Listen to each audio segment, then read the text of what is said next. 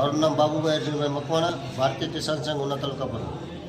તો ભાઈ તાલુકા પંચાયતમાં શું ઇસ્યુ જોવા મળ્યો તમને? તાલુકા પંચાયતમાં પહેલાં તો જે છે તે સિટીથી દૂર છે. મામલતદાર ઓફિસ અને તાલુકા પંચાયતની જે દૂર છે એને નજીક લઈ આવે, એક એ ઇસ્યુ છે. અને ત્યાર પછી તાલુકા પંચાયત છે એ ત્રીજા માળે હોવાથી જે નીચે કોઈ પાણીની સુવિધા નથી, એમ ઉપર પણ કોઈ પાણીની સુવિધા નથી. કારણ કે જે ત્યાં આરો પ્લાન છે પણ બંધ હાલતમાં આજની તારીખમાં પડ્યું છે.